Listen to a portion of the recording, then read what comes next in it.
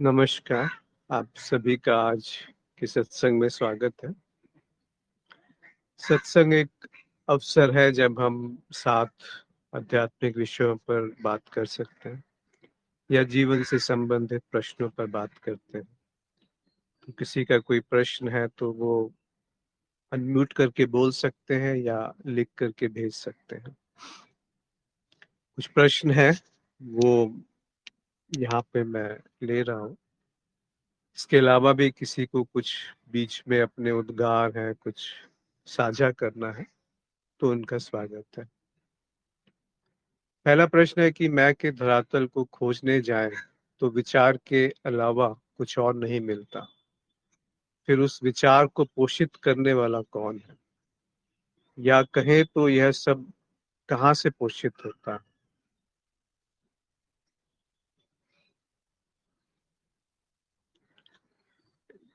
हम विचार से उसको नहीं ढूंढ सकते जो विचार का आधार है या विचार का धरातल है। विचार से जो भी जाना जाएगा, ढूंढा जाएगा, समझा जाएगा, वो वही होगा जो विचार का उत्पाद है। क्योंकि विचार एक माध्यम है एक संवाद के लिए, तो उसकी एक सीमा है। विचार से बस इतना ही जाना जा सकता है कि विचार की एक सीमा है। तो विचार क्या है पहले उसको समझते हैं, फिर उसका आधार क्या हो सकता है। जहां तक बुद्धि जा सकती है वहां तक हम साथ चलते हैं। फिर देखते हैं कि कुछ ऐसा भी है जो विचार से परे है या उसके जो धरातल है उससे परे है। तो विचार आप पाएंगे कि एक शब्द, एक छवि, एक चिन्ह के आधार पे बनता है। फिर ये शब्द और चिन्ह कैसे बनते हैं, ये एक स्मृति के आधार पे बनता है जिसको चित्त भी कहा गया। यानी वहां पे जहाँ अनुभव संग्रहित है, जैसे हम एक अनुभव करते हैं कि एक दृश्य देखते हैं, पर जो दृश्य देखा गया और उसकी जो छवि अंकित है, ये दोनों अलग अलग बातें हैं। तो वो जो छवि अंकित है वो स्मृति के रूप में संग्रहित है, इकट्ठी करी हुई है, जिसको संस्कार भी कहते हैं। तो ये स्मृति, चित्त या संस्कार आधार है उस बात का जिससे हम अभी संवाद कर रहे हैं, जिससे अभी हम समझ जहां से उत्पन्न हो रही है। तो ये स्मृति का क्या आधार है, तो वहां पाएंगे कि मेरा होना, केवल होना मात्र उसका आधार है। अगर वो होना मात्र नहीं है तो बाकी की जो चीजें हैं जिसपे हम अभी संवाद कर रहे हैं वो भी संभव नहीं है। वो होना मात्र इन दोनों का आधार है जिसको हम स्मृति और विचार कहते हैं। तो इन तीनों में मैं घूमता रहता है। कभी मैं जैसे शरीर से संबोधित हो जाता है, मैं फिर मन से संबोधित हो जाता है, मैं फिर जो शरीर में घटने वाली संवेदना है उनसे संबोधित हो जाता है या उनसे जुड़ जाता है। और कभी मैं स्मृति से जुड़ जाता है, फिर कभी मैं उससे जुड़ जाता है जिसको हम होना मात्र कहते हैं। पर हम उस होने मात्र को भी यदि कुछ नाम दे देंगे, कोई संज्ञा दे देंगे, तो फिर वो वही विचार का उत्पाद है। जबकि वो होना मात्र उसी सामग्री से बना है जिससे हम विचार या मैं कहते हैं। अगर हम उसे बुद्धि में बांधना चाहते हैं, तो इस पूरे संवाद का अर्थ क्या है, हम क्यों जानना चाहते हैं कि मैं का धरातल क्या है। क्या ऐसा तो नहीं कि हम जो अभी है वो स्वीकार नहीं है। तो यहाँ पर एक समय और दूरी की बात आ जाती है, यहाँ पर एक अतृप्ति की बात आ जाती है। यहाँ पे कुछ हमें पाना है, और वो पाना इसलिए है कि जो अभी जीवन में घट रहा है, जो दुख है, वो हमें पसंद नहीं है, वो नागवारा है। तो हम चाहते हैं कि वो दुख दूर हो जाए। तो बीच अंततः एक अस्वीकार की भावना वहां पर है, और वो जो अस्वीकार की भावना है वो हमें प्रेरित करती है कि हम जाने कि मैं क्या है, या हम जाने कि उसका धरातल क्या है, और हम उसको उसी तरह से जानना चाहते हैं जैसे हम संसार में वस्तुओं को जानते हैं। जैसे हम एक वृक्ष को देखते हैं तो उसकी जो छवि है वो छवि वृक्ष नहीं है। उसी तरीके से जो मैं बनता है वो एक छवि है उसकी जो वास्तव में है। पर ये जो छवि है ये जानना चाह रही है कि वो मैं जो है वास्तव वाला मैं क्या है, वो नहीं जान पाएगी। सागर की एक लहर कभी ये नहीं जान पाएगी कि सागर की गहराई क्या है या सागर होना क्या है। लहर केवल दूसरी लहर को जान सकती है, लहर केवल अपनी ऊंचाई को नाप सकती है। उसी तरह से विचार जो है वो केवल उथल पुथल को नाप सकता है, एक गति को नाप सकता है। एक मन जो है वो मन को ही जान सकता है, मन मन के परे नहीं जान सकता। तो रमन महर्षि इसको कहते थे कि मन को ढूंढने जाएंगे तो मन नहीं मिलेगा। फिर वो कहते हैं मन का आधार चित्त है, जहां से मन की वृत्ति एक एक एक दोहराव में, एक वृत्त में घूमती है, और वो चित्त का आधार अहम है। अब थोड़े शब्दों का उन्होंने अलग अलग उपयोग है, अहम यहाँ पे उनका अर्थ है कि होना मात्र। पर वो कहते हैं कि उस होने को भी जब ढूंढने जाओगे तो पाओगे कि वो उससे भिन्न नहीं है जो उसका प्रकटीकरण है, यानी कि जो विचार है। तो ये पूरी की पूरा जो वर्तुल है, ये पूरा का पूरा जो घटना चक्र है, ये अपने आप में एक दूसरे को पोषित करता है। यानी स्मृति विचार को पोषित करती है, विचार से स्मृति में नई नई स्मृतियों का जन्म होता है। अनुभव अनुभव करने वाले को पोषित कर रहा है। अगर अनुभव करने वाला की अलग इकाई नहीं है तो अनुभव का भी कोई संदर्भ नहीं रह जाता। इसको थोड़ा समझिए कि अगर विचारक का केंद्र नहीं है तो विचार ऐसे है जैसे हवा छू के चली गई, वो रुकेगा नहीं, वो टिकेगा नहीं, कोई आधार नहीं मिला उसको।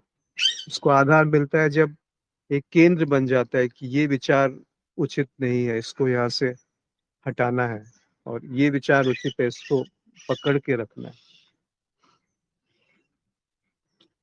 अगर जो है जैसा वहीं पर स्वीकार है तो विचार की क्या उपयोगिता रही, किसी भी प्रश्न की क्या उपयोगिता रही? क्या वहां पे सब प्रवाहित नहीं हो गया उसके साथ जो है, पर वो अभिव्यक्त करने में उसको बुद्धि विचार हम असमर्थ है। वहां पे एक उनकी पहुंच ही नहीं है। जैसे कि आंखें स्पर्श नहीं, आंखों में स्पर्श तो होता है, जैसे आंखों में सुनाई नहीं दे सकता, कानों से दिखाई नहीं दे सकता, तो उसकी वो उपकरण की सीमा है। एक उसकी वो सीमित क्षेत्र में ही वो काम करती है। जैसे आंखें भी एक फ्रीक्वेंसी में काम करती हैं जिसके ऊपर इंफ्रारेड या अलग तरह की फ्रीक्वेंसी को देख नहीं सकती हमारी आंखें। पर जो दूसरी आंखें हैं, जैसे एक उल्लू है, उसकी आंखें रात में देख सकती हैं, चमगादड़ की आंखें रात में देख सकती हैं, जो मनुष्य की आंखें वो नहीं देख सकती। इसी तरह से जो सुनना है वो 20 हर्ट्ज से 20,000 हर्ट्ज की जो फ्रीक्वेंसी है उसके बीच में ही सक्षम है, और उसमें भी अगर कान का उपकरण थोड़ा खराब है तो सुनना कम हो सकता है। पर कई ऐसे जानवर हैं जिनकी सुनने की क्षमता बहुत ज्यादा है, तो क्या कहेंगे उसको? तो ये जो माध्यम है इसकी अपनी एक सीमा है। अब हम बात कर रहे हैं कि जो उसकी पकड़ में ही नहीं आ सकता उससे उसको जाना जाए। तो विचार केवल इतना ही काम कर सकता है कि विचार अपनी सीमा देख ले, अपने आधार को जांच ले कि वो जो आधार जहां से मैं प्रकट है वो ही झूठ है।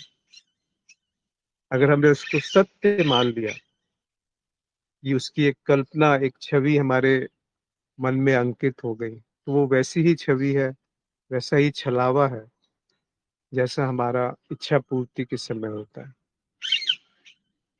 कि सुख और सुखी अलग अलग है। कामना क्रोध, लोभ, ये अलग अलग है। तो कामी, क्रोधी और लोभी ये अलग अलग है। पर क्या ऐसा है? क्या मन के धरातल पे ये अलग अलग है? तो क्या मन के धरातल पे क्रोधी और क्रोध अलग अलग है? क्या उनकी सामग्री में कोई भेद है? ऐसे ही विचार, मैं, स्मृति और होना, ये चार चीजें नहीं है। ये एक ही बात को कहने के चार ढंग है।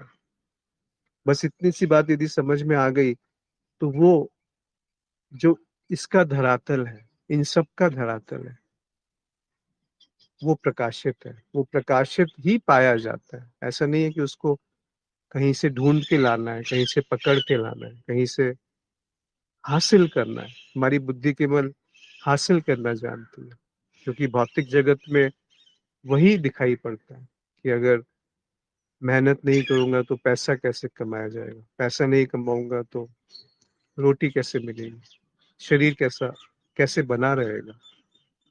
इस तरह से जो बुद्धि चलती है, वही बुद्धि का क्रम वो ढूंढने का प्रयास कर रहा है जो बुद्धि का स्रोत है।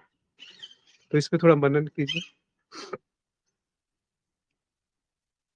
मनन भी मत कीजिए, इसको बस सुना और सुनते सुनते ये उतर गया, नहीं तो वो एक सिद्धांत के रूप में इकट्ठा हो गया।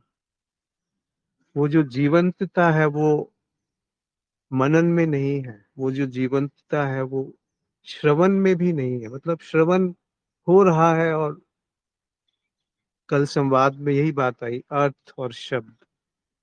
वो जो अर्थ है उससे शब्द प्रकट है, तो वो अलग बात है। शब्द से अगर हम अर्थ ढूंढने जाएंगे तो वो बिल्कुल विपरीत बात हो जाएगी, बिल्कुल उल्टी दिशा हो जाएगी। वो संभव नहीं है। शास्त्रों से अगर हम उसको ढूंढे जो जिस जगह से उस शास्त्रों की अभिव्यक्ति हुई है, कैसे संभव है? पर उस जगह से जहां से शब्दों की अभिव्यक्ति है, उस अर्थ का जो जीवंतता है वो अभी भी मौजूद है। उसको पाने के लिए कुछ करना नहीं है, हमें बीच में से हटना है। वो जो मैं है उसको बस अपनी सीमा देख करके विलुप्त हो जाना है, तिरोहित हो जाना है, अनुग्रहित हो जाना है। उसमें जो प्रसाद है जीवन का, वो जो धुंध है मैं की, वो छठी, तो जीवन का प्रसाद वहां पे पहले से पाया जाता है। प्रसाद का अर्थ वही होता है ना जो मैंने हासिल नहीं किया। ऐसा नहीं है कि वो मेरी कर्म का फल है, बस वो उपलब्धि ही है। जीवन में जो कुछ भी कीमती है, जो कुछ भी मूल्यवान है, वो प्रसाद के रूप में पहले से उपलब्ध है। ये जो हम सुनते हैं, ये सुनने की जो क्षमता है, ये जो देखने की क्षमता है, ये जो भूल जाने की क्षमता है, ये जो अपने आप की सीमा देखने की जो क्षमता है, ये सब प्रसाद है। वो प्रसाद जो जिसमें हमारी कोई भूमिका नहीं है, वो वो कृति जिसमें बुद्धि का कोई उपयोग नहीं है, पर वो है ना। हम चाहते हैं कि बुद्धि से सब कुछ पकड़ लें, जान लें, समझ लें, और उसको संग्रहित करके रखें ताकि वो भविष्य में उपयोग में आ सके। ये सब बेतुकी की बातें हैं, बिल्कुल निराधार बातें हैं, इसमें अर्थ नहीं है। पतंजलि कहते हैं कि अर्थ मात्र निर्भास, स्वरूप शून्य इव समाधि। जहाँ केवल अर्थ भाषित है, शब्द नहीं, केवल अर्थ भाषित है। और वो ऐसा अर्थ जिसका स्वरूप जाना नहीं जा सकता, वो शून्य है, वो समाधि है। जहाँ बुद्धि की कोई उपयोगिता नहीं है, जहाँ बुद्धि समता में डूब गई, तिरोहित हो गई, वो समाधि। दूसरा एक प्रश्न है कि मैं खो गया हूँ खुद को तलाशने में, काफी कुछ ज्ञान सुनकर ऐसे मोड़ पर आ गया हूँ कि कुछ समझ नहीं आ रहा है। अपनी सांस लेने पर भी शंका है। अनुभव हो रहे हैं पर कुछ समझ नहीं आ रहा। कृपया कुछ कृपा कीजिए। शायद यही भटकाव है कि सुन बहुत लिया, ज्ञान बहुत अर्जित कर लिया, पर वो नहीं देखा जो ज्ञान जिसकी तरफ इशारा कर रहा है, वो शायद छूट गया, वो चूक हो गई। जैसे अभी बात हुई कि हमने समझ लिया कि हम जान सकते हैं उसको जो मेरा धरातल है, जो मेरे होने का आधार है। क्या ऐसा तो नहीं कि वो बिल्कुल निराधार है, निराश्रय है, निर्लिप्त है, निराकार है, निर्विचार है। ये सारे शब्द न से आते हैं। एक जगह अष्टावक्र कहते हैं कि आत्म साक्षी विभू पूर्ण एक मुक्त चित्त अक्रिय असंगो निष्प्रह शांत भ्रमात संसारवान एव। वो सब तरह से नकार रहे हैं वो जो आधार है उस अहम का, जिसको हम होना मात्र कहते हैं कि मैं हूं ना, तभी तो अनुभव हो रहा है। पर वो जो मैं हूं, ये भी एक विचार के रूप में हम जानते हैं। बुद्धि की पकड़ में आ गया तो यानी वो एक अधूरी बात है। पर ऐसा नहीं कि वो बुद्धि की पकड़ से बाहर है। अब ये बिल्कुल विडंबना हो जाती है, विरोधाभास हो जाता है भी और नहीं भी है। तभी तो इतने ऋषि उस अर्थ को प्रकट कर पाए। तो ये जो बहुत सुन लिया ना हमने, ये सुनना भी एक तरह से अवरोध है, क्योंकि सुन करके पंडित बन जाते हैं, ज्ञानी बन जाते हैं, शास्त्र के बिल्कुल प्रखंड उसमें हम जानकार बन जाते हैं। पर जीवन में वो नहीं उतरा। वो ज्ञान बेशक थोड़ा सा ही रहे, पर वो जीवन में उतरे तो सही। और जीवन में उतर गया तो फिर वो शास्त्र जो है वो एक बोझ हो गए। कबीर साहब के जीवन में एक प्रसंग है कि एक घोड़े पे लाद करके बहुत सारे ग्रंथ शास्त्र पाठ करने के लिए एक व्यक्ति जाता है कबीर साहब के पास। तो जो उनकी बेटी हैं कबीर साहब की, वो कहती है कि वो इतनी फिसलन भरी गली है, रास्ता है जहाँ पे चींटी के पैर फिसल जाते हैं, और तुम वहां पर इतने बड़े बड़े ग्रंथ लेकर के उनसे बात करना चाहते हो, वाद विवाद करना चाहते हो। कैसे होगा वो? या तो वाद विवाद कर लो या फिर जीवन में उतरने का अवसर दे दो।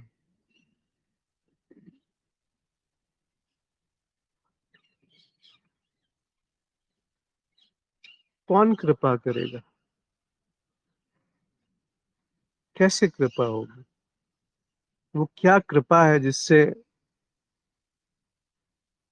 मैं का जो आधार है वो समझ में आ जाएगा? ऐसी कोई कृपा को बुद्धि नहीं जान सकती है, क्योंकि वो पहले से उपलब्ध है।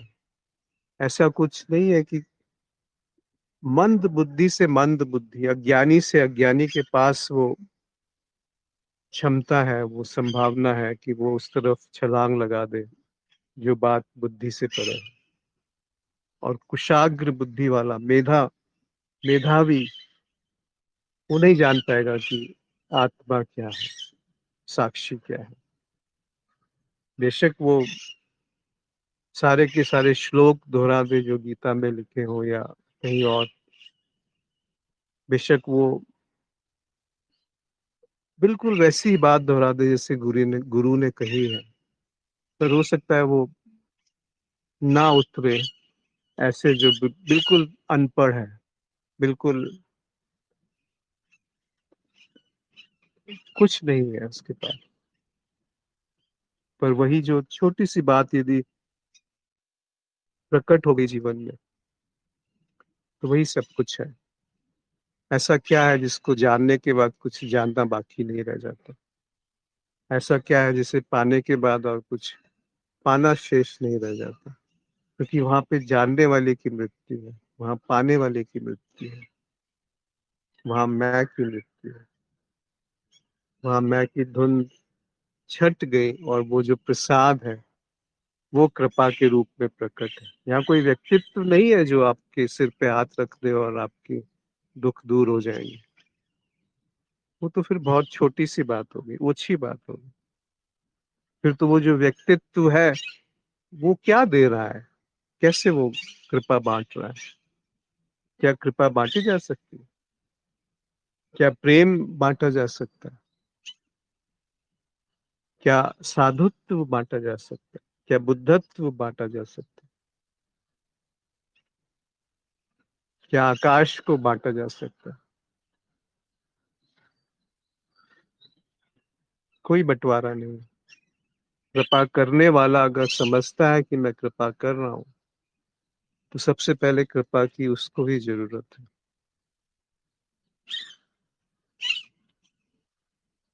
एक श्लोक है अष्टावक्र का, विश्व स्फूर्ति यत्र इदम तरंगा इव सागरे तत्त्वमेव निस्संदेह चिन्मा चिन्मूर्त विज्वर भव।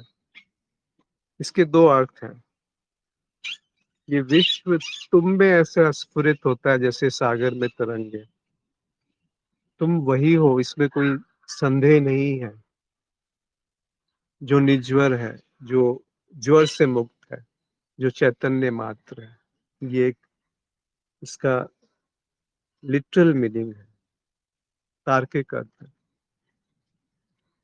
एक और अर्थ है इसका, वो विश्व जो हम निर्मित करते हैं वो मेरे द्वारा निर्मित होता है, वो मैं के द्वारा निर्मित होता है। मैं जब विलुप्त हो गया तो जो स्थिति है वो विज्वर है, चैतन्य है।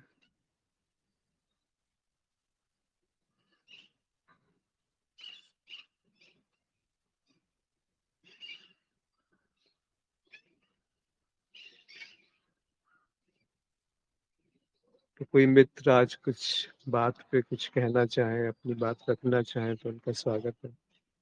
देखिए बहुत जटिल नहीं है, जटिल बुद्धि है। वो जो बुद्धि के पार है वो जटिल नहीं है। अगर हम शब्दों में फंस जाएंगे तो कृपा नहीं मिलेगी। उसका जो अर्थ है वो कृपा है, जो मर्म है वो कृपा है। अगर हम ज्ञानी को बचा लेंगे तो बात चूक जाएगी, पंडित बन जाएंगे हम, लेकिन कृपा नहीं मिलेगी। कृपा मिलने वाली चीज नहीं है ना।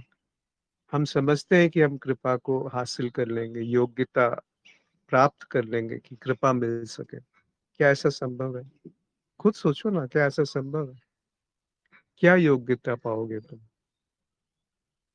क्या वो प्रेम जो पहले से उपलब्ध है उसके लिए कुछ योग्यता चाहिए होती है? जैसे माँ अपने बच्चे को प्रेम करती है, उसके लिए कुछ योग्यता है? वो तो फिर भी एक भौतिक संदर्भ में हम प्रेम को बहुत बहुत सुंदर तरीके से बयान करते हैं। माँ का प्रेम बच्चे के लिए, या गुरु का प्रेम शिष्य के लिए, या शिष्य का प्रेम गुरु के लिए।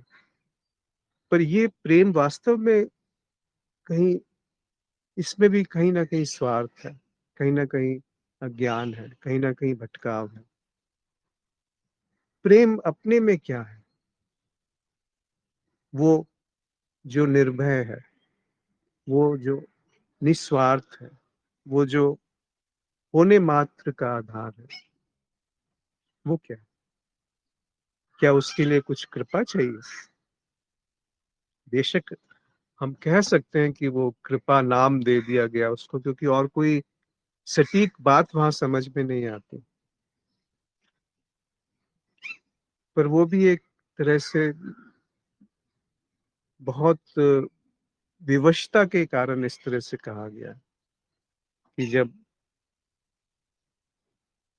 कृपा होती है अद्वैत की, तब वो वासना जागती है। जब परमात्मा की कृपा होती है तो अद्वैत की वासना जागती है।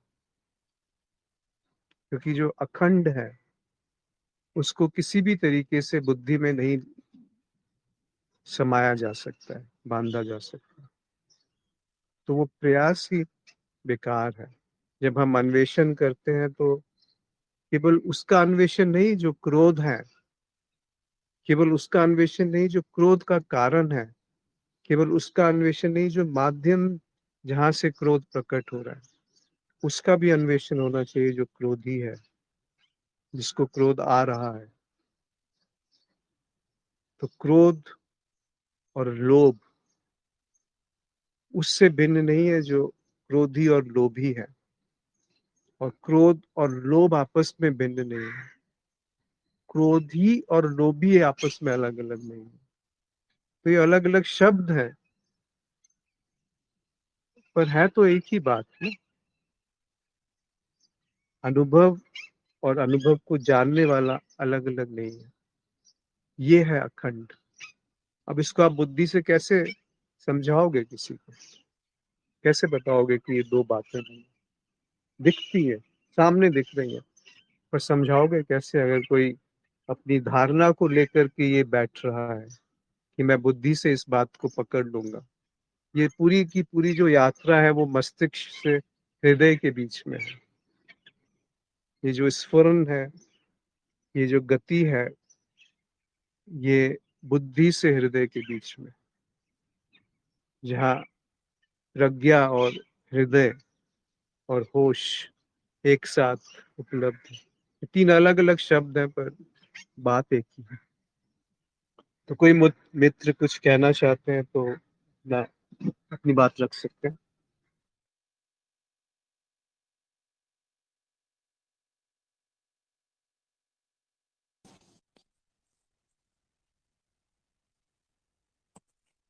प्रणाम अश्विन जी। जी नमस्कार। नमस्कार। आवाज आ रही है थोड़ा? हाँ जी आ रही है। अश्विन जी, जैसे मैं स्वयं का ही बात करूंगा कि जो भी जैसे अपन सत्संग या गुरुओं के जो भी संपर्क में आते हैं तो वो जो धीरे धीरे क्रिएट होता हैगा, चाहे वो अज्ञान नष्ट हो रहा हो, फिर थोड़ा थोड़ा ज्ञान आता है, तो पूरी तरीके से जब तक पूर्ण से कोई टच नहीं होता, पूर्ण का अनुभव या मान लो दूसरे का भी अपन देख रहे हैं, लेकिन वो वहां तक जरूर पहुंच जाता है कि उसका स्वयं का एक एक्सपीरियंस बन जाता है, करने वाले का अनुभव, कि हाँ ये बात सत्य घट रही है और सत्य अनुभवों का भी वो महसूस कर रहा है। अब आज के प्रवेश में अगर थोड़ा सा भी वो नीचे को जैसे हम देखते हैं, पुरानी स्मृतियां जो पड़ी हुई हैं उसके उसमें, तो वो फिर एक होश बनने वाली बातें नहीं रहती, वहां पर केवल एक गणना गढ़ी जाती है कि देखो हमने जो चीज कही है वो ही सत्य है। प्रैक्टिकली चीज के लिए कभी मार्गदर्शन या ऐसी कोई चीज नहीं कही जाती है, वो अपने पर ही खत्म कर देते हैं वहां तक।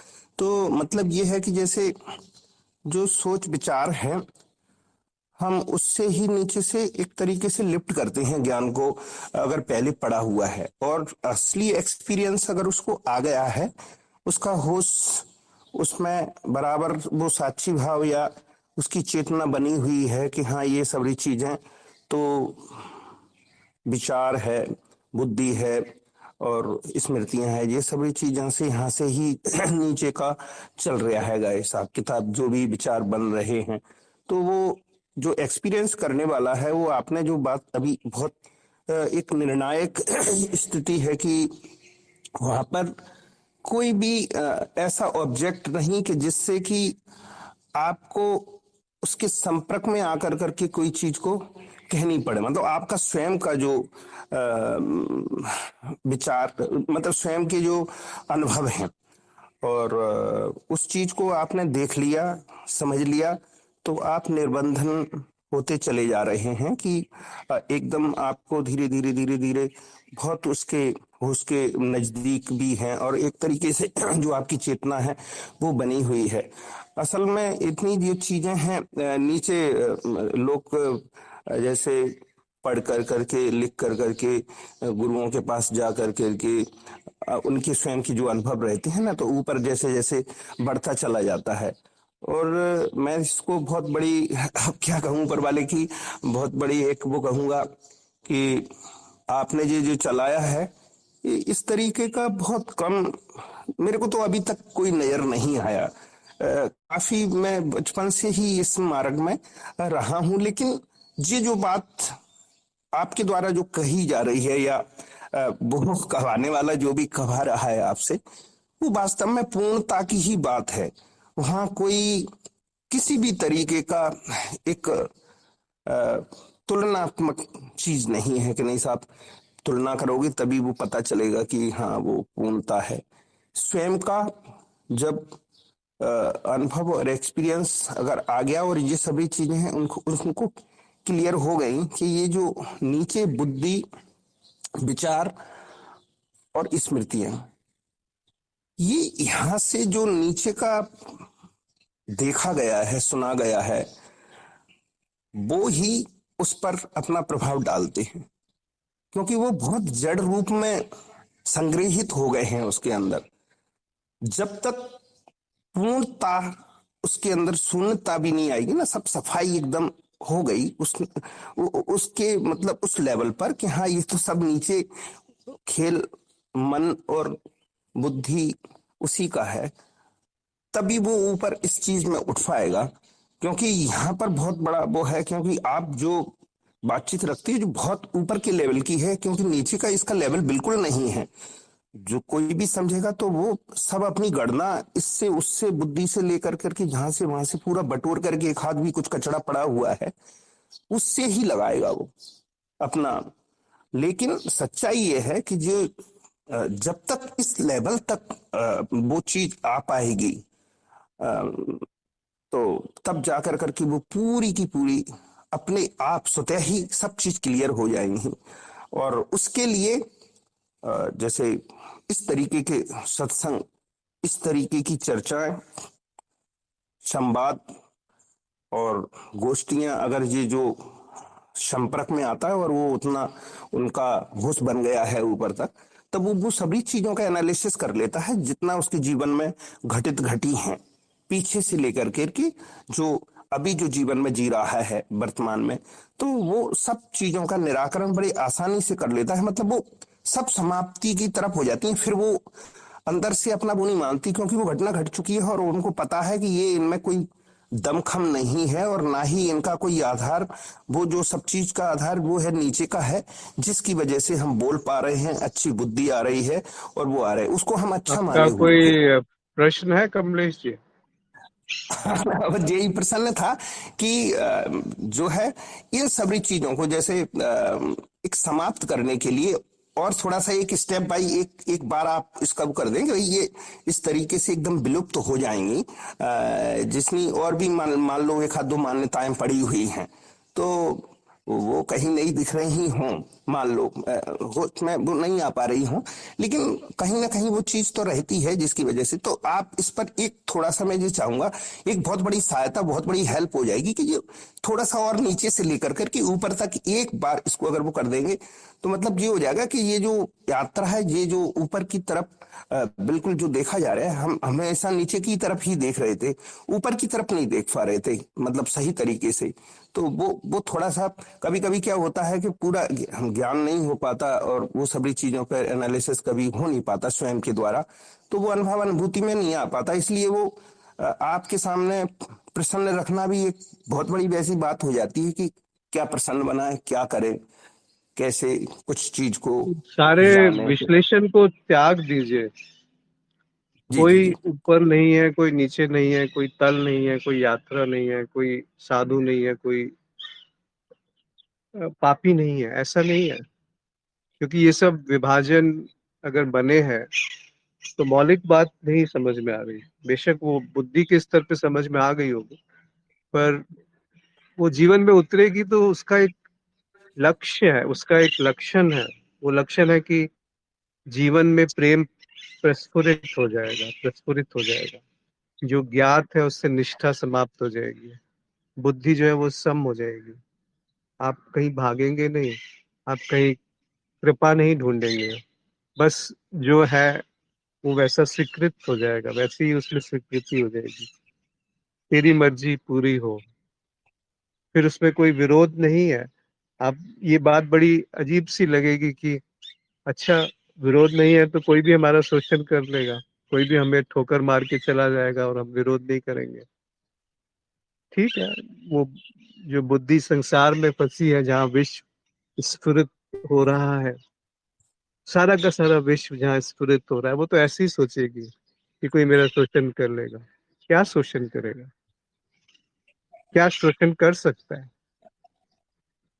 जैसे बुद्ध थे, जो भी कोई संत हुआ है, क्या उन्होंने सोच करके कुछ ऐसा किया है? अगर बुद्ध अंगुली माल के सामने चले गए तो क्या वो कुछ सोच करके गए वहां पे? मीरा ने विष खा लिया तो वो सोच के खाया। मंसूर जो है वो लटकने को तैयार हो गए, अपने लहू से वो वजू कर रहे थे उसपे। या जीसस जो क्षण भर के लिए बेशक थोड़ी सी उनकी आस्था डिगी कि तुमने मुझे छोड़ दिया, पुनः वो कहते हैं कि तेरी मर्जी पूरी हो। ये सब क्या सोच करके हुआ है, या ये स्वतः घटा है, बिना विश्लेषण के घटा है? अगर विश्लेषण में हम फंस गए, ऐसे बहुत सारे अनजाने संत हुए हैं जिनको कोई नहीं जाना होगा, क्योंकि उनको कुछ परवाह नहीं थी। अगर पहले ही बुद्ध की मृत्यु हो जाती साधना करते समय, या अंगुलीमाल उनको बोलने से पहले ही मार देता, तो बुद्ध को कौन जानता? पर उससे क्या फर्क पड़ता है? वो जो भाव था, उस भाव से ही पूरी मनुष्य चेतना में प्रभाव पड़ा है। वो जो विश्लेषण बुद्धि के परे की जो बात है, वो जो प्रेम है, वो प्रेम ही तो पूरी मनुष्य चेतना के लिए कुछ द्वार खोल गया।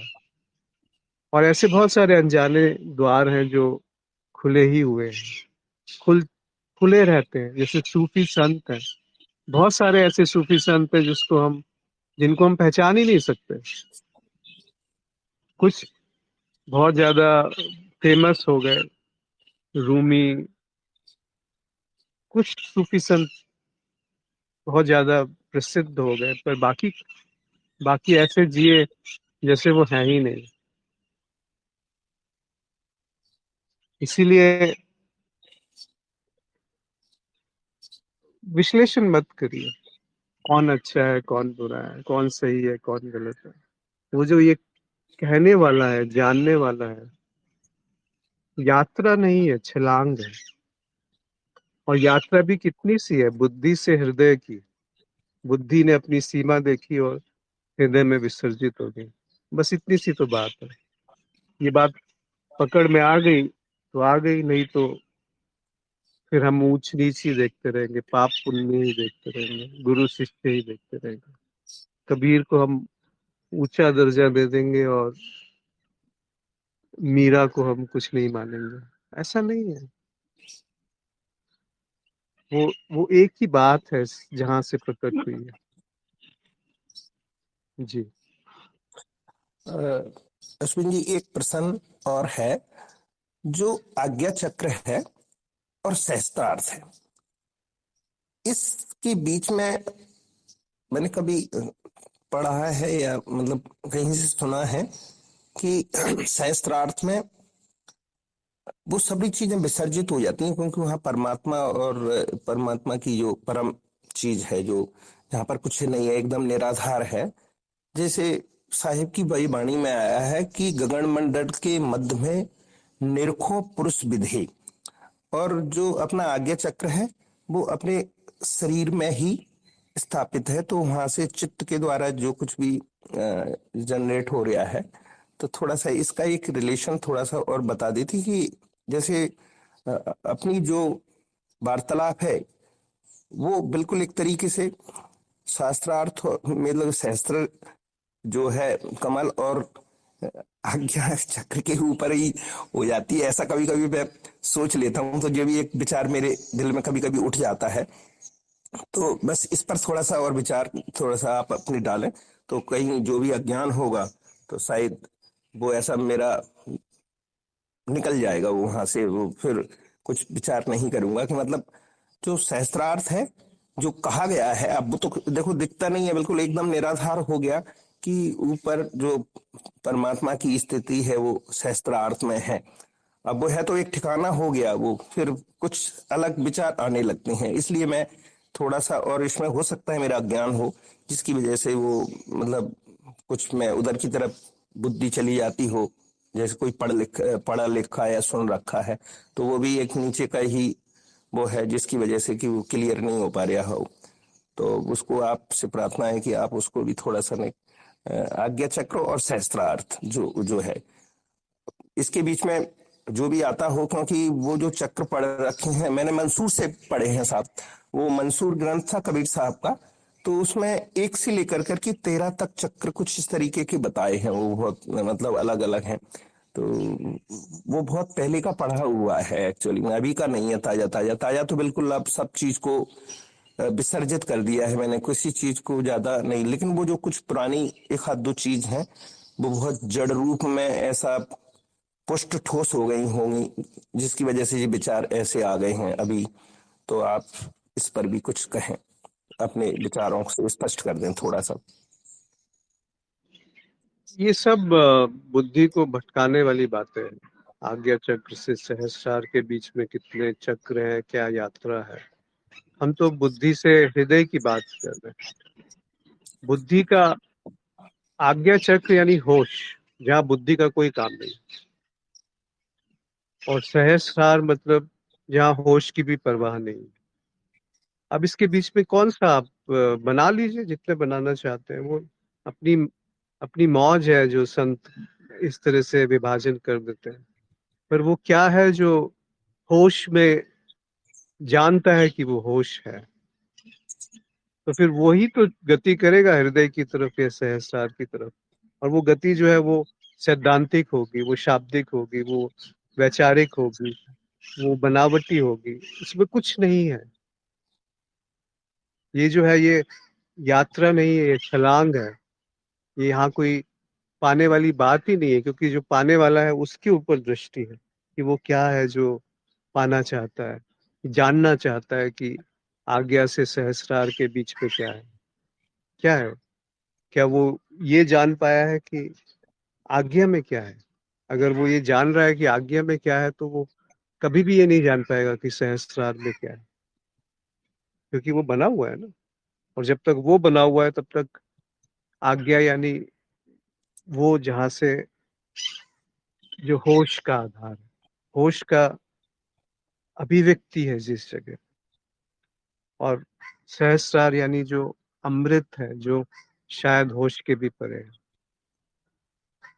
पर ये शब्दों में अगर कहा गया तो बहुत धोखा हो जाएगा, इसलिए इस पे कुछ कहा नहीं जाता कि क्या है सहस्त्रार, कैसे वहां पे पहुंचा जाए। जो पहुंच गया वो बस, ऐसा नहीं है कि कोई पहुंच गया। अगर कोई पहुंचने वाला बचा रह गया तो फिर वो यात्रा शुरू नहीं हुई, वो मिट गया। यहाँ तक कि वो आज्ञा चक्र पे आके ही मिट गया वो। देखिए हर चक्र पे, जैसे शायद पिछले सत्संग में या उससे पिछली बार ये बात हुई थी, मूलाधार यानी स्थायित्व, जहाँ स्थिरता है, जहाँ स्थिर होने का बोध है। जैसे पृथ्वी को मूलाधार चक्र से जोड़ा गया। फिर मणि, उसके ऊपर स्वादिष्ठान यानी जहाँ पर तरलता है, वहाँ पानी को जोड़ा गया है। फिर उसके ऊपर मणिपुर जहाँ पे शक्ति है, उसको उष्णता से जोड़ा गया, उसको अग्नि से जोड़ा गया। जहाँ पर संग्रहित करना है, चाहे वो ज्ञान ही क्यों ना हो, चाहे वो कोई भौतिक वस्तु ही क्यों ना हो, पैसा ही क्यों ना हो, वो सब मणिपुर पे आके रुक गए। फिर उसके ऊपर अनाहत है, जो हृदय चक्र है, जिसको स्पर्श या हवा से जोड़ा गया। यानी वो वहां पर शीतलता है, कोई उद्वेग नहीं है, कोई आहत नहीं हुआ, कोई कुंठा नहीं है। अनाहत चक्र। फिर विशुद्ध, जहाँ पर आकाश है, जहाँ शून्यता है, जहाँ पर ज्ञान का अंत है, बुद्धि का अंत है, अभिव्यक्त करने का अंत है। फिर आता है आज्ञा चक्र, जहाँ पर बोध है, प्रज्ञा है, होश है। पर यहीं पर अंत नहीं है, इसके ऊपर भी कुछ है।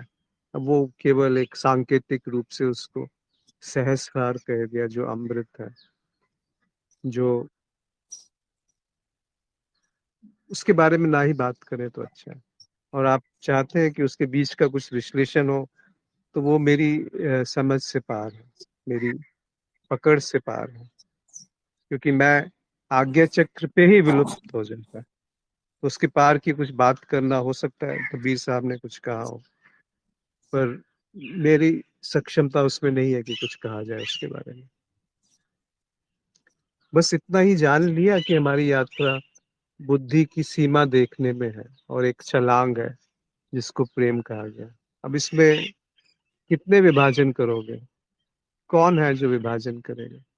क्या आवश्यकता है किसी विभाजन की? क्या पालोगे विभाजन करके? इतने विभाजन करके क्या अभी जीवन में तृप्ति, संतुष्टि, प्रेम बह गया? या वो जो अविभाजित है, अखंड है, थोड़े से उसकी अगर वो रस जीवन में उतरा, तो सारे विभाजन समाप्त हुए कि विभाजन बढ़ गए? अगर वो अखंड है, तो कौन से विभाजन की बात करोगे? जब भी विभाजन करोगे वो एक खेल होगा, लीला होगी। स्वयं ही दूसरे को बन करके अपने साथ ही खेल रहा है। स्वयं ही किसी को पुण्य आत्मा कह देगा, स्वयं ही किसी को पापी कह देगा।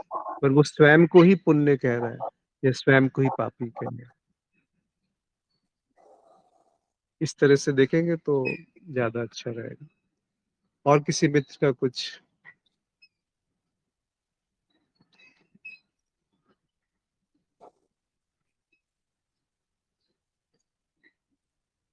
स्पष्ट हो गया है। धन्यवाद।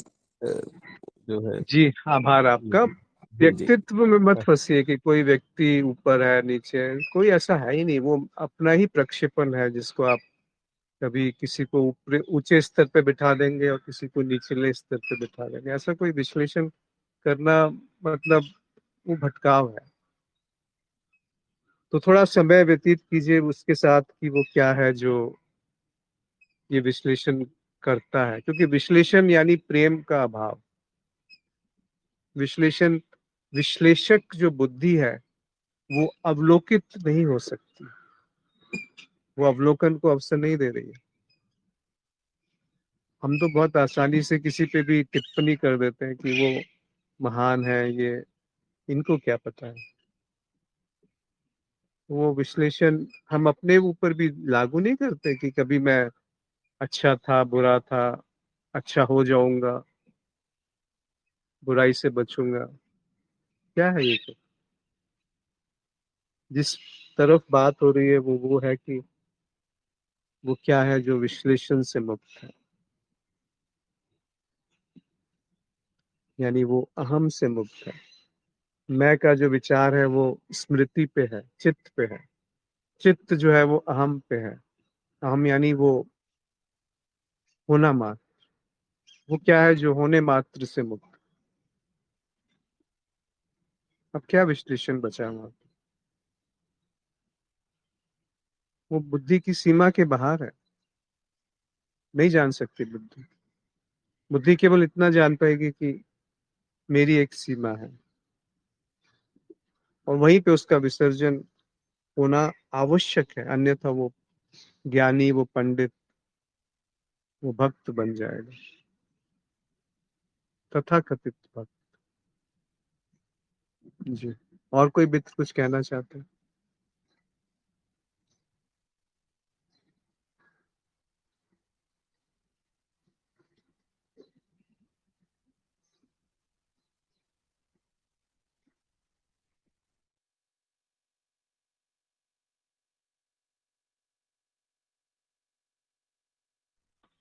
विश्लेषण विभाजन में होता है,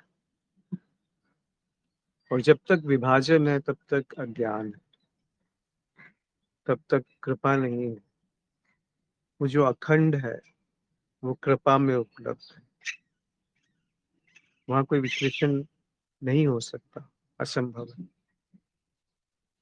वहां मैं ही, स्वयं ही अपने आप को विभाजित होकर के लीला की तरह देखता है कि वो जो मेरा अपमान कर रहा है वो मैं हूँ, वो जो मेरा सम्मान कर रहा है वो भी मैं हूँ, वो जो सम्मानित हो रहा है वो भी मैं हूँ, और जो चोटिल हो रहा है वो भी मैं हूँ। उसी को तो अष्टावक्र कह रहे हैं कि तत्वमेव निस्संदेह। और इसका जो दूसरा अर्थ है वो बहुत सुंदर लगता है कि जो मैं का भाव विसर्जित हो गया तो सारा विश्व विसर्जित हो गया। वो सारा विश्व जो है वो मैं के नाक पे खड़ा हुआ है। होश विष्णु को शेष नाग पे लेटा हुआ दिखाया गया, सोया हुआ दिखाया गया, और नाग जो है वो सजगता का प्रतीक है। उस पर वो विश्व टिका हुआ है जो विश्व के धारक है। कबीर साहब इन तीनों लोकों को खारिज कर रहे हैं, ब्रह्मा विष्णु महेश। वो कहते हैं तीनों जो ये हैं, ये एक गोष्ठी है, एक सोच विचार का उत्पाद। कैसे? एक सृजन हुआ विचार का, फिर वो थोड़ी देर तक उसको सहेज के रखा, उसको जैसे एक इच्छा उठी विचार के रूप में, उसको प्राप्ति के लिए कुछ किया, फिर जब वो मिल गया तो उसका रख रखाव, और फिर उससे ऊब गए तो वो उसका विलय हो गया। तो ये ब्रह्मा विष्णु महेश हो गए। सृजन, उसको धारण किया, रखा थोड़ी देर, और उसका संहार। कबीर साहब कहते हैं ये तीनों के तीनों जो है बुद्धि का उत्पाद है। जैसे अष्टावक्र कह रहे हैं कि ये जो पूरा विश्व है वो तुम्हारे आधार पे स्फुरित होता है, तुम्हारे होने से स्फुरित हो रहा है।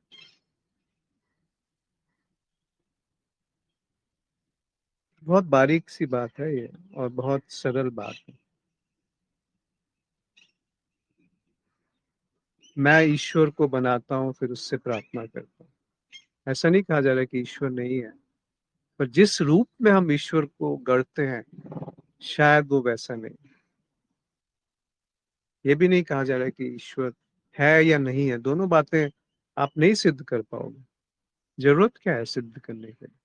और सिद्ध करने के लिए मेरा बना होना तो आवश्यक है ना। उस पे क्यों नहीं दृष्टि जाती, रुक जाती? ये क्या है जिससे मैं उसको सिद्ध या खंडित करने जा रहा हूँ?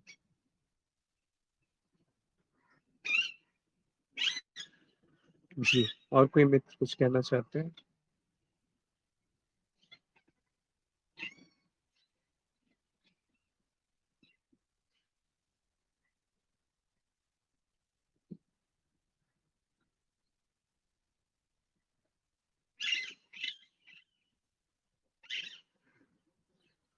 नमस्ते सर। जी नमस्कार। सर जब विचार ही नहीं है तो दुख भी मैं हूँ, सुख भी मैं हूँ, सामने वाला भी मैं हूँ, तो ये सब मतलब कैसे बोल रहे हैं सर? बिना विचार के ये भी तो एक कल्पना जैसा बोल रहा है। मतलब विचार ही नहीं है तो मतलब ये कैसे उसको। हाँ, ये उसी की तो बात हो रही है अतुल जी, जो विचारातीत है, उस अवस्था की शायद शब्दों में बयान करने का प्रयास है। पर इसको मानिएगा मत, नहीं तो फिर वो एक विचार के रूप में प्रकट हो जाएगा। विचार से विचारातीत की तरफ इशारा है, उस शब्द से अर्थ की तरफ इशारा है, जबकि अर्थ से शब्द प्रकट हुए हैं। तो आप सही कह रहे हैं बिल्कुल। ये विचार है, अगर उसको विचार के तल पे जाना जा रहा है, और यदि उसी चीज को जीवन में देखा गया तो फिर ये विचार नहीं रहेंगे। ये विचार नहीं है फिर। अब कैसे इसको कहा जाए? आप खुद अवसर दीजिए उसे, तो आप पा जाएंगे कि मेरा विसर्जन या आपका विसर्जन उस जगह पे, वो खाली जगह पे कुछ और प्रकट है। उसको आप बेशक बुद्धि से ना नाम दें, बेशक उसको विचार में अभिव्यक्त ना भी करें, तो भी वो वहां है। वो है प्रसाद, जो जिसे कहा गया कि मैं की थोड़ी धुंध छटी तो प्रसाद वहां अवतरित है। पर वो अवतरित नहीं है, वो पहले से ही वहां मौजूद है। उस धुंध ने उसे ढक दिया था।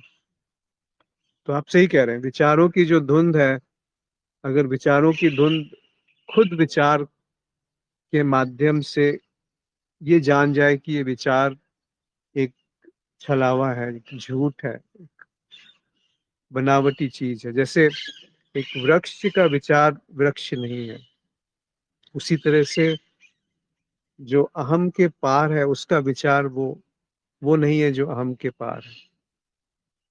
इस तरह से थोड़ा देखेंगे तो जीवन में ये प्रायोगिक बात है। ये सुन के कुछ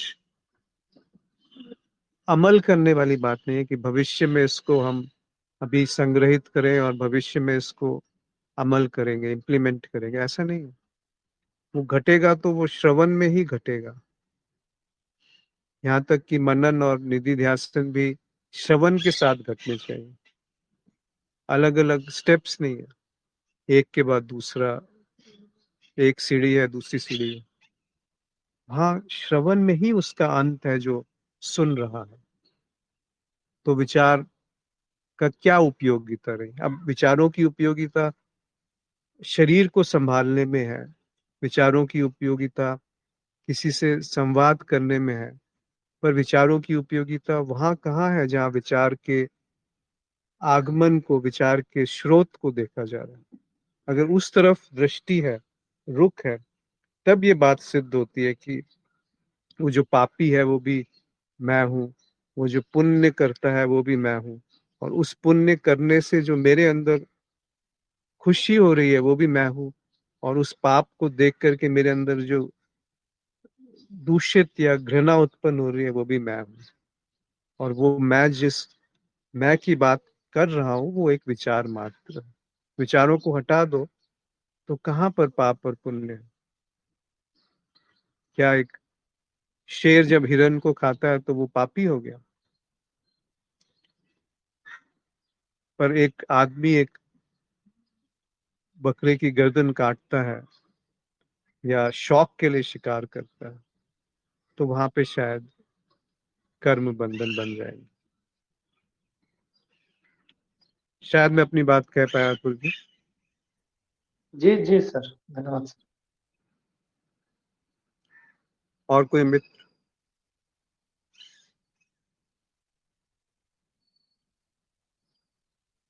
बहुत जटिल तो नहीं है ना ये विषय?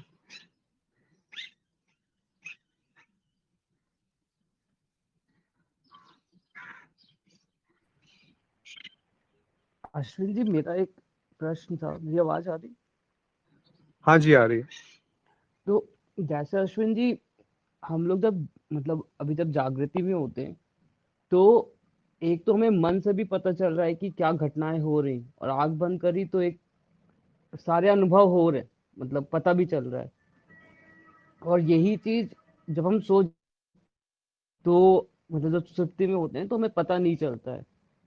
तो यहाँ पर मतलब मुझे ये कंफ्यूजन है कि ऐसे दो लग रहे हैं, कि मन को भी पता चल रहा है और आत्मा के तल से देखेंगे तो उधर भी पता चल रहा है। बट यहाँ भी ये थोड़ा सटल है, क्योंकि शायद क्योंकि आत्मा से सिर्फ पता चल रहा है, या फिर माइंड को एक्टिव रखा गया है। एक प्रोसेस है जो बन गया है, और वहां से वो एक्टिव है। वही प्रोसेस जब सोने जा रहे हैं तो एक्टिव नहीं है, तो वहां पर हमें आत्मा का बोध नहीं है जब सो रहे हैं। तो क्या ये मेरा सोचना सही है? थोड़ा इसको आपको हृदय से समझना पड़ेगा, कैसे कहें। देखिए, जागृति में जो आप सोच रहे हैं कि आप जान रहे हैं, वो जानना एक तरीके से दो स्तर पे हो रहा है। आपने सही कहा। एक स्तर है जो वास्तविक जाना जा रहा है, वो जीवंत है, और हाँ एक स्तर है जिसको मन जान रहा है सोच विचार के स्तर पे, जो राइट। कि एक बनावटी और झूठ बात है। हाँ तो ये जो बनावटी झूठ बात है, ये जब विचार बहुत सक्रिय होते हैं तो आपका शरीर आराम चाहता है, वो लेट गया, पर विचार सक्रिय है तो वो स्वप्न के रूप में प्रकट हो गए। वही हाँ विचार, वही स्मृति, वही धारणाएं, वही मान्यताएं, वही वही सब जो आपकी जागृत अवस्था के अनुभव थे, वो स्मृति राइट के राइट। रूप में, स्वप्न के रूप में प्रकट हो गए। हाँ अब थोड़ी देर और गहराई में उतरेंगे तो स्वप्न समाप्त हो गए, पर एक जीत की जगह। खालीपन रहा, वहां पे एक शून्यता रही जहां पर सक्रिय विचार नहीं है। तो हाँ सक्रिय विचार नहीं है तो विचारक भी नहीं है वहां पे। हाँ विचारक का भी अंत हो गया, क्योंकि विचारक स्वप्न में और जागृत में है।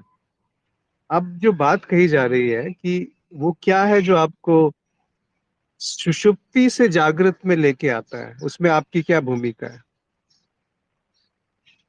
और जागृत में जागृति क्या होती है। जागृत में बेहोशी नहीं, जागृत हाँ हाँ। में जो घट रहा है उसके प्रति स्वीकृति क्या है, वो है जागृत में जागृति। यानी जो वो जाग रहा है उसके प्रति जागृति। उसको थोड़ा देख, थोड़ी देर रुकिए और समझिए। जो जाग रहा है उसके प्रति जागृति, उसकी तरफ रुख, उसकी तरफ दृष्टि, वो है होश। हम्म। होश अगर है तो तीनों अवस्थाएं विलुप्त हो जाएंगी, तीनों में कोई भेद नहीं रहेगा, जागृत, स्वप्न और सुषुप्ति। पर इसको बट मानिए मत, इसको परखिए खुद कि जो भेद है क्या वो वास्तविक भेद है। बट हाँ, अश्विन जी, जो क्या बोल रहे जागृति में भी जो ये होश है, वो भी तो काफी हद तक मेंटेन्ड है। मतलब एक प्रोसेस है जो एक बहुत ज्यादा, मतलब और ज्यादा और ज्यादा और ज्यादा हो गया है, जो एक दूसरी नजर है। वही जब सो रहे हैं तो वो मेंटेन नहीं हो पा रहा है, क्योंकि नजर वहां पर भी चली जाएगी तो भी होश में हो गए। मन का ही तो खेल है ना, ये माइंड का ही तो है कि एक, वो बस नजर चली गई, अब पता है कि मैं आत्मा हूं, और हाँ, वो नजर नहीं है तो ये नहीं है थोड़ा सा, खेल। इसको थोड़ा रुकिए यहाँ पे। जब आप कहते हैं कि मैं आत्मा हूँ, तो इसका क्या अर्थ है। मतलब अर्थ नहीं है वो बस नहीं नहीं, है बट। ऐसे मत कहिए कि अर्थ नहीं है। आपने कहा ना, तो आप थोड़ा इसको हाँ। समझिए, या बात मतलब इसको थोड़ा सा और गहराई में उतरिए कि क्या क्या तात्पर्य है आत्मा से, कि मैं आत्मा हूँ। वही है अश्विन जी की है, मतलब अब तो वो प्रत्यक्ष है, बट हाँ, है। वही तो होश है। आप हाँ उसको वही आत्मा होश है। का नाम दे रहे हो। उसको कुछ अब भी बोल दूसरे लो। शब्दों में कहा कि जो जागृत है उसके प्रति जागृति, वही तो चैतन्य है। हाँ अब वही अलग अलग चेतना नाम जो है, है। उनमें फंस जाओगे कि ये एक सैद्धांतिक रूप से समझ में आ गया। अब मुझे प्रयास करना है कि मैं जागृत जागृत में जागूं या होश में रहूं, तो फिर वही भटकाव शुरू हो जाएगा जो संसार में आप कोई प्रतिष्ठा पाना चाहते हैं या कोई उपलब्धि करना चाहते हैं। वो वही मन है जो जागृति को भी अपना अधिकार उसमें जमा के रखना चाहता है, उसको पकड़ के रखना चाहता है। आप समझ रहे हैं इस बात। चाहे वो ज्ञान के रूप में हो, चाहे वो साक्षी के रूप में हो, चाहे वो आत्मा के रूप में हो, चाहे वो समर्पण के रूप में हो, चाहे वो भक्ति के रूप में हो, चाहे वो कर्म के रूप में, किस ध्यान के रूप में, कुछ भी अगर उसने पकड़ लिया, तो वहां पर वो पूरा संसार, विश्व जो है प्रकट हो जाएगा, जिसको अष्टावक्र कहते हैं कि विश्व स्फुरत यत् इदम तरंगा इव सागर। जैसे सागर में तरंगे उत्पन्न होती हैं, वैसे वो विश्व प्रकट हो जाएगा। 800 करोड़ लोग हैं, 800 करोड़ विश्व जी रहे हैं। हम्म। एक विश्व नहीं है, 800 करोड़ विश्व जी रहे हैं। आपको जो प्रभाव पड़ता है, किसी ने आपको गाली दी और किसी ने वही गाली किसी और को दी, तो दोनों में प्रतिक्रिया भिन्न होगी। आप में भी प्रतिक्रिया भिन्न होगी। एक ही गाली को एक ही व्यक्ति के द्वारा अलग अलग समय पे दी गई है। आपके अंदर भी अनेकों विश्व तरंगे स्फुरित हो रही हैं और बिखर रही हैं। वो सब किस जगह पे वो है, वहां पे कोई जगह नहीं मिलेगी। किस समय पे है, वहां कोई समय नहीं मिलेगा। कोई समय नहीं है, किस किसके आधार पे वो जाना जा रहा है, तो कोई जानने वाला नहीं मिलेगा। कोई अब जानने आप वाला। क्या बोलोगे उसको? क्यों बोलना आवश्यक है? बट क्या अश्विन ये जी मैं वो अखंडता दिख जाए और वही बात सोच, समाप्त नहीं हो जानी चाहिए? बट फिर सोने के वक्त भी तो वो चेतना मेंटेन मतलब होनी चाहिए। अब वो भी है कि वो कोशिश ही है, बट अभी आपसे अभी सोने के वक्त चेतना है, जागृत में नहीं है। नहीं, है दोनों स्टेट में, मैं ये नहीं कह रहा है नहीं, हम्म, बट हम्म। जो अगर आप जिसको मैं कह लीजिए माइंड कह लीजिए, जिससे ये संसार जो बना रहा है वो सो जा रहा है, उसका हाँ, होश। तो वो एक मिनट, संसार हम्म, को कौन बना रहा है, विश्व को कौन बना रहा है? विचार, सोच विचार, छवियां, हाँ मन, मैं। हाँ, अगर इन सबको मैं आप पहुंच रहे हैं एक साथ, यानी कि ये किस जगह पे या किस समय पे या किस आधार पे ये घट रहे हैं, उस तरफ रुख हो गया, तो क्या बचा? जागने वाले के प्रति जाग गए, तो क्या बचा? तब इनकी कोई उपयोगिता रही उसको जानने में कि जो जान रहा है, जो नहीं जाग नहीं, रहा है? जी,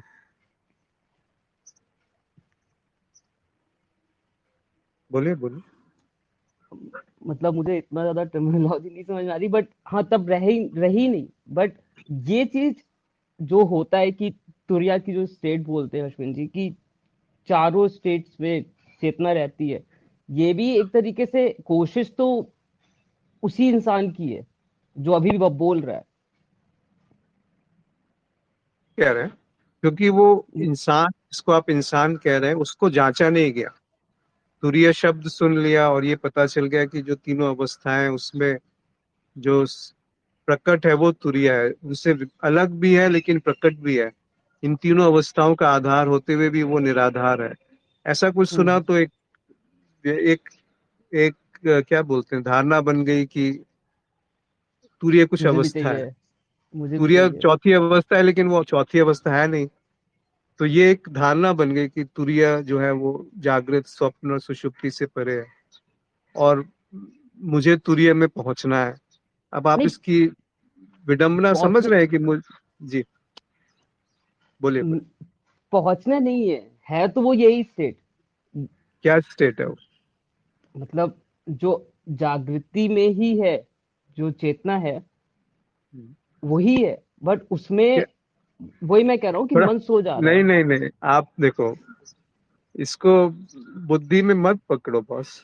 अगर आप इसको बुद्धि में रोकना चाहेंगे ना कि तुरीय को आप बुद्धि में जान लेंगे, तो वो उसकी बारे में जानकारी होगी, वो नहीं होगी जो वो है। जी, जैसे गुड़ के बारे में आपने जान लिया लेकिन चखा नहीं, तो वो बात वही हो जाएगी। इसीलिए उसको छोड़ दिया जाए तो अच्छा है। बहुत ज्यादा उसका कहीं वर्णन नहीं है तुरीय का। अगर आप देखेंगे, बस एक बार दो जगह कहीं, बल्कि शायद उसमें कहीं तुरीय शब्द है ही नहीं। जो मांडुक्य उपनिषद है, उसमें हाँ, चतुर्थ कह दिया, चौथी अवस्था का है बस। चौथी अवस्था में। तुरीय शब्द शायद उसमें है ही नहीं मांडुक्य उपनिषद में। तो कहने का अर्थ है कि उस तरफ मत ले जाओ दृष्टि। अभी देखो ना, अभी सुन रहे हो, आप पुराने ज्ञान को बीच में थोप रहे हो। इस समय देखो कि ये सुनने वाला क्या है। क्या वो सुनने वाला कहने वाले से भिन्न है? क्या वो जो सुनने वाला, जो सुना जा रहा है, उससे भिन्न है? क्या जो सुनने वाला उस माध्यम से भिन्न है जिस माध्यम से सुना जा रहा है? नहीं, अगर वही उस माध्यम ही सामग्री सुन में रहा कुछ है। भिन्न, अगर उस सामग्री में कोई भिन्नता है तो फिर वो खंडित हो गया।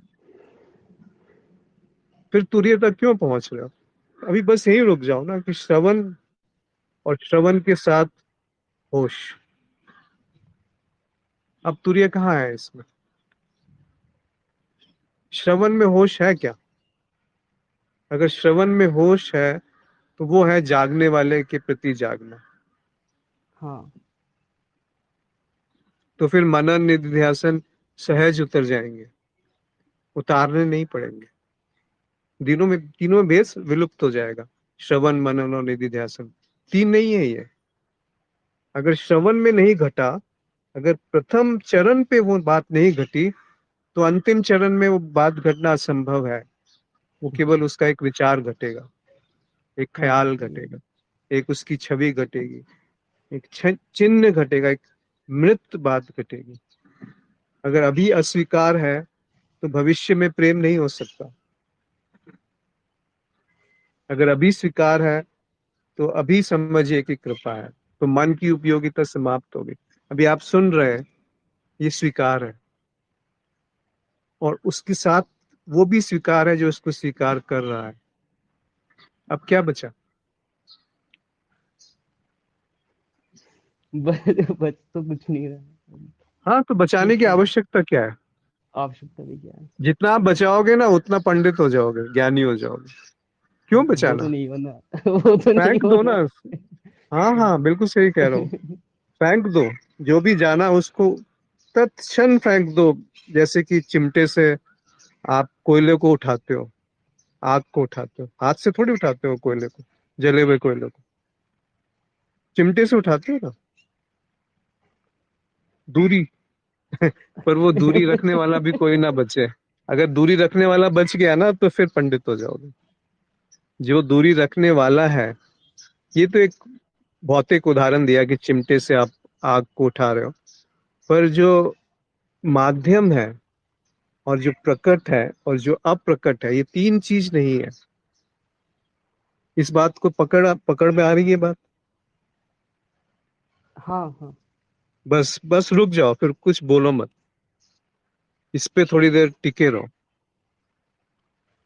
क्योंकि जितना बोलोगे ना, उतना विश्लेषण शुरू हो जाएगा, उतना ज्ञान अर्जित हो जाएगा, और वो प्रेम छूट जाएगा, बुद्धि सशक्त हो जाएगी, और हृदय खाली हो जाएगा। और किसी मित्र को कुछ कहना है?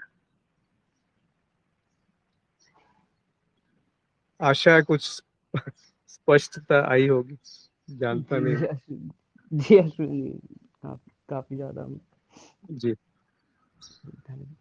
और कोई मित्र कुछ कहना चाहते हैं? अन्यथा आज यहाँ पे हम समाप्त करेंगे।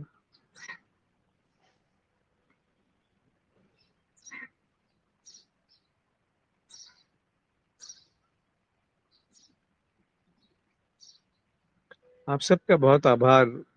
यहाँ कोई गुरु नहीं है, यहाँ कोई शिष्य नहीं है। यहाँ कुछ मित्र हैं जो देख रहे हैं एक साथ। हो सकता है जो कह रहा है वो पूरी तरह से गलत हो, जो कहा जा रहा है वो भी गलत हो, पर उससे कुछ फर्क नहीं पड़ता।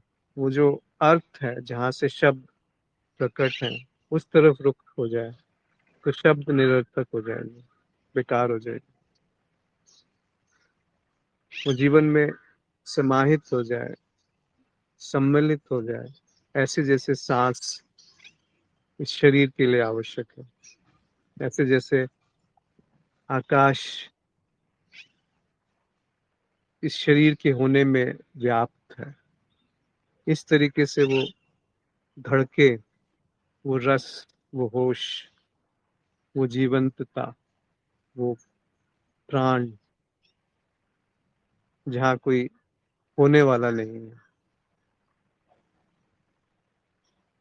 जहाँ कोई जानने वाला नहीं है, जहाँ कोई जागने वाला नहीं है।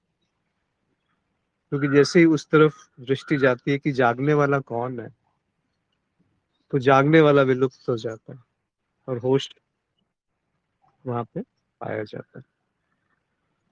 तो आप सबका बहुत आभार और नमस्कार।